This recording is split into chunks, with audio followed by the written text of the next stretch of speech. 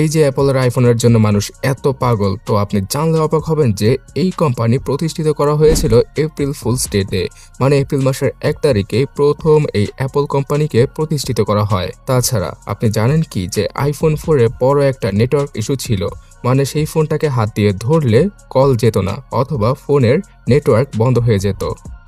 আসলে আইফোন 4 এর ডিজাইনটা এমনভাবে করা হয়েছিল যে একদম নিচের দিকে মানে বটম সাইডে নেটওয়ার্ক এন্টিনারকে ফিট করা হয়। তো স্বাভাবিকভাবে আমরা যখন কিনা হাত দিয়ে ফোন ধরি সেই জায়গাটা পুরোপুরি ঢেকে যায়, আর এই কারণেই আইফোন 4 এ অনেক বেশি নেটওয়ার্কের ইস্যু পাওয়া যাচ্ছিল।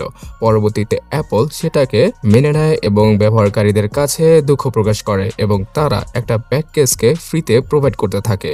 আসলে ব্যাক কেস লাগিয়ে যদি আইফোন 4 কে ইউজ করা হয় তাহলে সেই নেটওয়ার্কের জায়গাটা মানে এন্টিনিয়ার ব্যান্ডটা হাত দিয়ে ঢেকে যায় না এবং সেখান থেকেই নেটওয়ার্কের সমস্যার সমাধান করা হয়েছিল।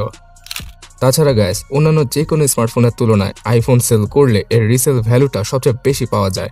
আপনি একটা সেকেন্ড হ্যান্ড আইফোন কিনতে গেলেও এখন অনেক বেশি টাকা দিয়ে অনেক পুরনো আইফোন কিনতে হবে। যেমন ধরুন আইফোন 11, সেটা 2019 সালের সেপ্টেম্বর মাসে লঞ্চ করা হয়।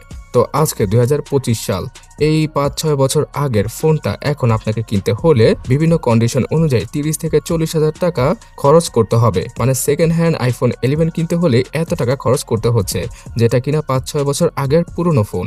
তো এই কারণে অ্যাপল এত বেশি জনপ্রিয়। তাছাড়া অ্যাপলের এরকম প্রভাবের কারণে অনেকেই এটাকে জিজাস ফোন বলে, মানে যিশু ফোন বলে। অ্যাপলের সাদা ইয়ারবাড, যেটা কিনা প্রথম দিকে একটি ডিজাইনের ত্রুটি হিসেবে বিবেচিত হয়েছিল, সেটা এখন বর্তমানে সবচেয়ে বেশি জনপ্রিয় এবং বিভিন্ন জায়গায় ইমোজি হিসেবে সেই অ্যাপলের ইয়ারবাডসের মতো আইকনকেই ইউজ করা হয়। বাট প্রথম দিকে যখন কিনা এটাকে লঞ্চ করা হয়েছিল সেটা ঠিকভাবে কানের মধ্যেই থাকতো না। তাছাড়া গ্যাস, ওয়ার্ল্ডের যে কোনো ভাগা ভাগা ক্যামেরাকেও টক্কর দিতে পারে অ্যাপলের আইফোনের ক্যামেরা, বিশেষ করে ভিডিও কোয়ালিটিতে।